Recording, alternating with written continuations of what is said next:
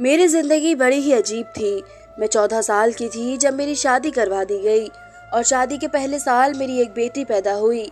लेकिन छोटी उम्र में माँ बनने की वजह से मैं मरते मरते बच गई थी, लेकिन किसी को मेरा ख्याल नहीं था।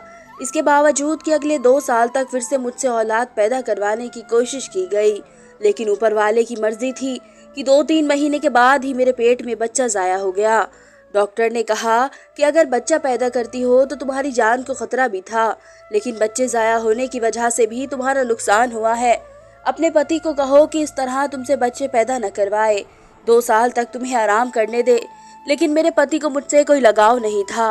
वह मुझसे उम्र में 15 साल बड़ा था, इसलिए तो मुझसे शादी सिर्फ बच्चे पैदा करने के लिए की थी। मैं दिन रात रोती रहती थी, सोचती थी कि क्या करूं, कैसे जान छूटेगी मेरी। अगर इस बार मैं फिर से माँ बन जाती हूँ तो फिर मेरी जान भी चली जाती, और फिर मेरी छोटी सी बच्ची का ख्याल कौन करता, क्योंकि मेरे अलावा किसी को भी इसकी परवाह नहीं थी। सबका यही कहना था कि बेटा क्यों नहीं पैदा हुआ, लेकिन ऊपर वाले को मुझ पर तरस आ गया और मेरा वह पति जो मुझे कुछ भी नहीं समझता था, मुझ पर हाथ उठाता था और बस मुझे बच्चे पैदा करने की मशीन बनाना चाहता था, एक दिन हादसे में चल बसा। इसके बाद मुझे मेरे घर वापस भेज दिया गया। मैं 20 साल की थी जब मेरी दूसरी शादी करवा दी गई, एक ऐसे शख्स से जिसका पहले से ही एक बेटा था और मेरी बेटी थी। हम दोनों एक जैसे थे इसलिए हमारी शादी हो गई, वरना मुझे रिश्ते भी ना मिलते।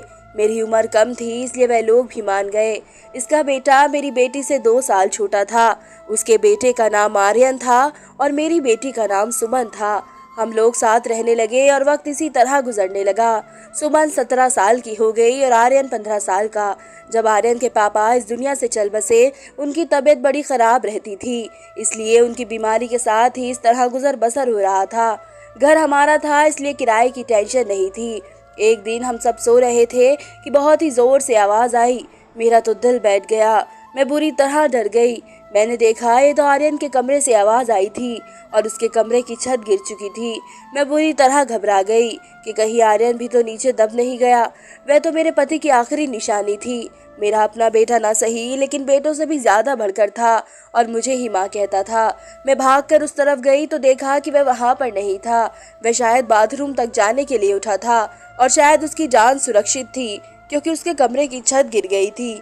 हमने ऊपर वाले का शुक्र अदा किया कि जान बच गई, लेकिन अब हमारे पास इतने पैसे नहीं थे कि हम दोबारा से छत डाल सकते। इस कमरे का तो कबाड़ बन गया, सारी छत गिर चुकी थी और बस अब इसको इसी हाल पर छोड़ दिया। इसके बाद मैंने अपने लिए बिस्तर किचन में डाल दिया और कमरे में दोनों बच्चों को सोने के लिए कह दिया, क्योंकि बाहर तो बहुत ज्यादा सर्दी थी और बाहर कोई सो नहीं सकता था। दोनों कमरे में ही सो जाते थे, मजबूरी थी, क्या करते। एक कमरे में तो दुकान डाल कर दी थी मेरे पति ने। घर में 3 ही तो कमरे थे। यूँ तो हम 3 लोगों के हिसाब से कमरे सही थे, लेकिन एक दुकान के लिए कमरा भी जरूरी था। शुक्र है कि दुकान वाले कमरे की छत नहीं गिरी। मजबूरी थी, क्या कर सकते थे, गुजारा तो करना ही था। एक दिन मेरा बेटा बेटी के कमरे में सोया हुआ था तो सुबह सुबह कुछ ऐसा हुआ कि मैं हैरान रह गई। आर्यन तो उठकर नाश्ता करने भी बैठ गया, जबकि सुमन अभी तक जाग ही नहीं रही थी। लेकिन वह इतनी देर तक तो कभी भी नहीं सोती थी। उसकी आदत थी कि वह सुबह जल्दी जाग जाया करती थी। इसको आवाज़ दी तो वह उठ नहीं रही थी। थोड़ी देर के बाद मैंने इसको चेक किया तो पता चला कि वह बेहोश हो चुकी है। मैं बुरी तरह घबरा गई कि क्या हो गया है इसको। फौरन आर्यन को कहा कि मोहल्ले वाले डॉक्टर को बुला कर लाओ। डॉक्टर आया तो उसने ये कहा कि बेहोश हो गई है, लड़की काफ़ी कमज़ोर है, खून की भी कमी है, कोई भारी काम न करवाए, इससे आराम करवाए और फल फ्रूट दूध वगैरह पिलाए, ठीक हो जाएगी। जब बेटी को होश आया तो मैंने पूछा कि क्या हुआ, तो कहने लगी कि बस ऐसे ही बैठे बैठे बेहोश हो गई थी। मैंने अपनी बेटी को कहा कि आज आराम करो, मैं इसके लिए नाश्ता बना कर लाती हूँ। जब मैं नाश्ता बनाकर कमरे में वापस आई तो वह कमरे में नहीं थी और कमरे के बिस्तर पर चादर भी नहीं थी। मैंने बाहर जाकर देखा तो वह इसी चादर को बैठ कर धो रही थी। मैं फौरन गुस्सा हो गई और मैंने कहा कि अभी अभी तुझे होश आया है और तू यहाँ पर बैठकर काम कर रही है। डॉक्टर ने कहा है कि आराम करना है, कुछ खाए पिएगी तो ठीक हो जाएगी। अरे फिर से काम करेगी, दोबारा बेहोश हो जाएगी, चल उठ यहाँ से। तो कहने लगी कि नहीं माँ, मुझे चादर धोनी है। बिस्तर पर बिछाने के लिए एक ही चादर है हमारे पास। मैंने कहा कि अचानक से चादर धोने का क्या भूत सवार हो गया है तेरे सर पर। इतनी तो चादर गंदी नहीं थी, छोड़ दे इसको, मैं खुद धो लूंगी। लेकिन मेरी बेटी ने मेरी बात न मानी और चादर को धोकर तार पर फैला दिया। इसके बाद ही नाश्ता किया, फिर थोड़ी देर के लिए सो गई। आर्यन तो फिर चला गया। इसको सिर्फ 10वीं तक ही पढ़ाई करवाई थी। अब तो वह किराने की दुकान पर काम भी क्या करता था। घर वाली दुकान में खुद ही चलाती थी। वैसे भी दुकान में ज्यादातर बच्चे ही आते थे। दिन इसी तरह गुजर गया और आर्यन ने कहा कि मैं खाना खा कर आया हूँ। मैं देर से आया था। सुमन पहले ही कमरे में जाकर सो चुकी थी। वह जाकर कमरे में सो गया। मैंने किचन में ही चारपाई डाली थी। जगह बदलने की वजह से नींद नहीं आ रही थी। अपने पति को याद कर रही थी। दूसरा पति बहुत अच्छा था, मुझे बहुत प्यार करता था। उसने कभी मुझे मेरी पिछली शादी का ताना भी नहीं दिया। मेरी बेटी को वह हमेशा अपनी बेटी समझता था और मैंने भी आर्यन को कभी ये नहीं बताया कि वह मेरा सौतेला बेटा है। इसने भी अपने हिस्से का प्यार मुझसे लिया। वैसे भी अब हमें किसी का सहारा था, क्योंकि वह इस घर में मर्द था, वरना हम दो औरतें कहाँ जाती। काम भी अच्छे तरीके से कर रहा था। मैंने उससे कहा कि अपने आगे की पढ़ाई प्राइवेट करे, क्योंकि अगर इसके पास कोई अच्छी डिग्री होगी तो कोई अच्छी नौकरी मिल जाएगी। वह मेरी हर बात मान लेता था सुबह सुबह। लेकिन फिर से कुछ ऐसा हुआ कि मैं हैरान रह गई। सुमन फिर से बेहोश हो चुकी थी और इस बार तो उसकी शक्ल देखकर लग रहा था कि जैसे उसके जिस्म का सारा खून ही खींच लिया गया हो। बिल्कुल पीली पड़ गई थी। फिर से डॉक्टर को बुलवाया। डॉक्टर ने वही बात कही, इसको आराम करने को कहा था कि खाने में क्या खिलाया था। मैंने सारी बात बताई। मैंने कहा कि चिकन बना कर दिया था और फल फ्रूट भी खिलाए थे। पूरा दिन कोई काम भी नहीं करवाया। तो डॉक्टर ने कहा कि फिर दोबारा से कैसे इतनी कमजोरी हो गई। आप इस बात को सीरियस नहीं ले रही।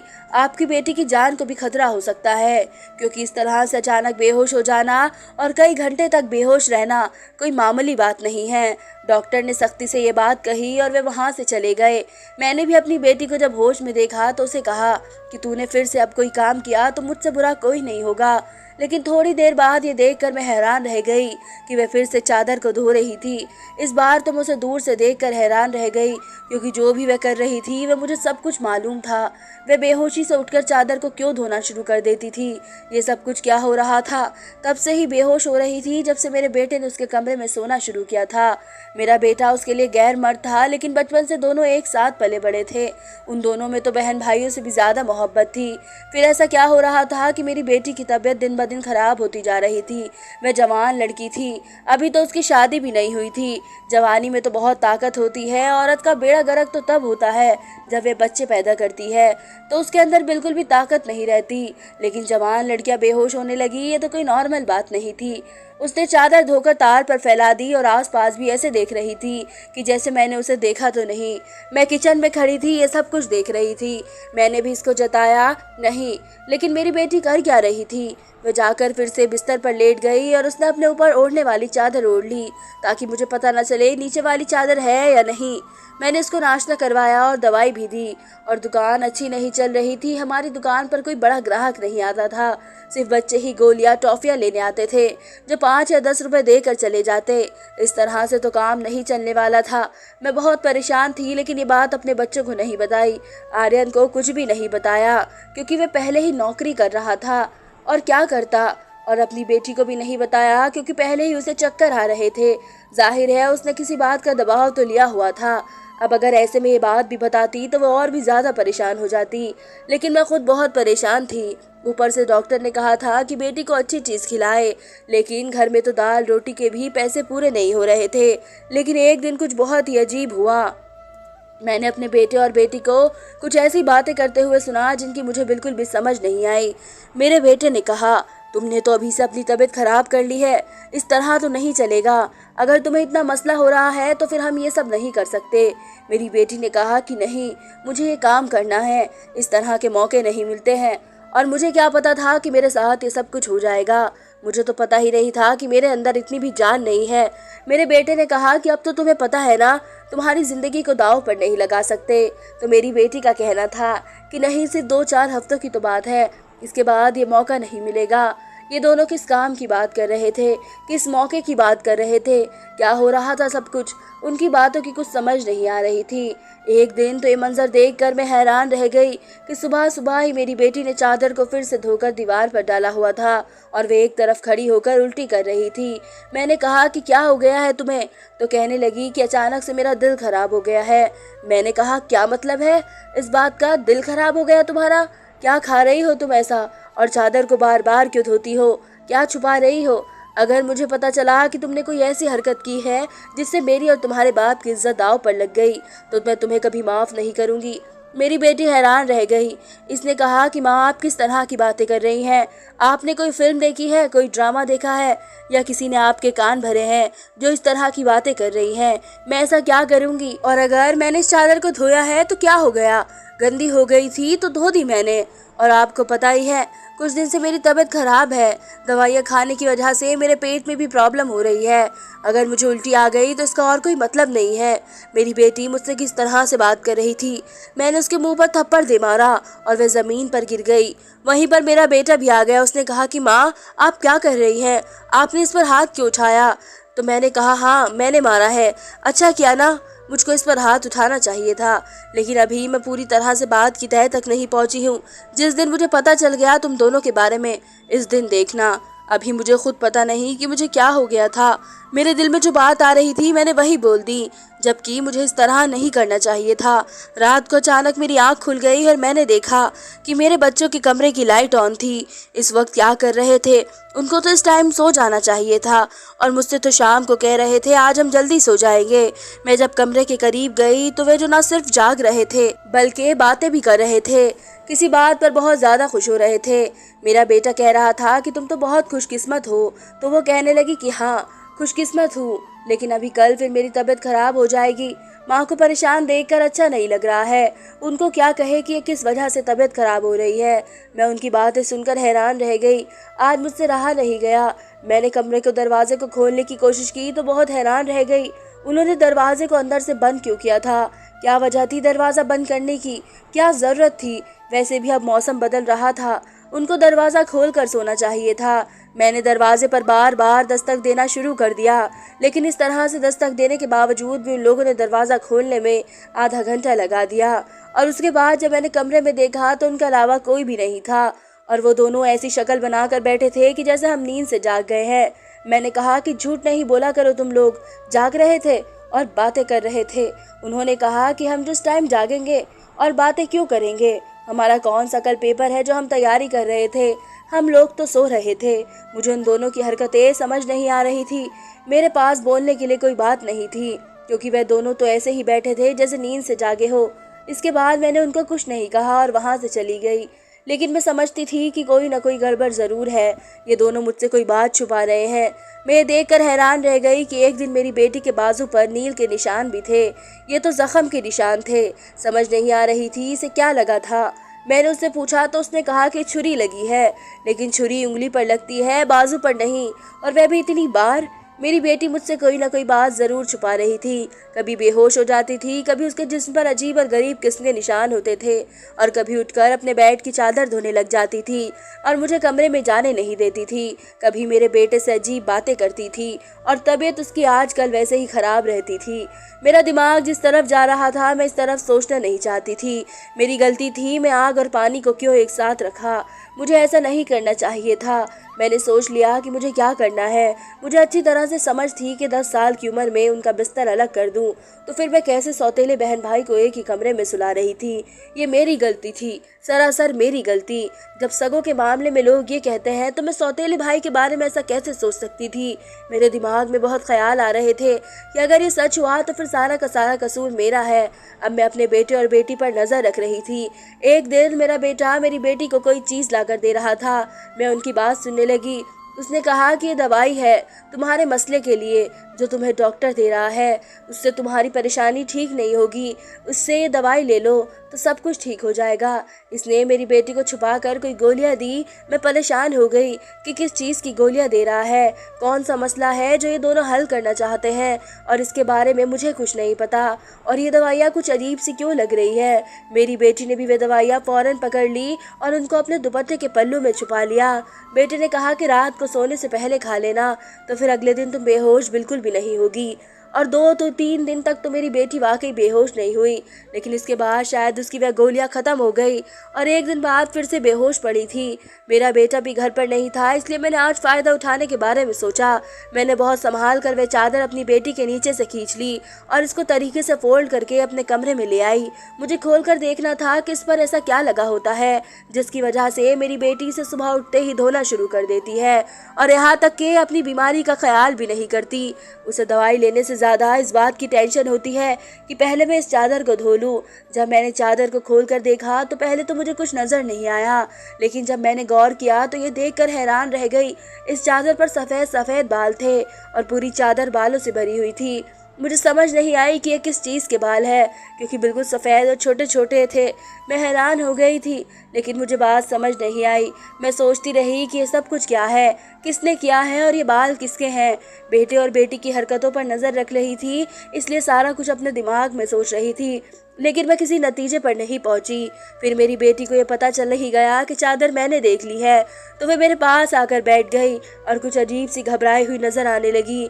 इसके बाद मैंने उससे पूछा कि क्या बात है, क्यों परेशान लग रही हो। तो उसने कहा कि माँ, वह चादर आपने कहाँ रखी है, वह तो मैंने धोकर डाल दी है। तुम्हारी तबीयत खराब थी, तुम्हें इतना वहम हो रहा था तो मैंने खुद ही धो दी।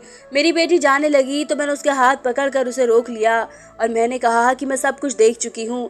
इस चादर पर जो भी लगा हुआ था मुझे बता दो कि सब कुछ क्या है, क्योंकि मेरे दिमाग में बुरे ख्यालात ही आ रहे हैं। मेरी बेटी ने मुझे ऐसी बात बताई कि मेरे कदमों तले से ज़मीन निकल गई। मेरी बेटी ने मुझे बताया कि जैसा आप समझ रही हैं वैसा बिल्कुल भी नहीं है।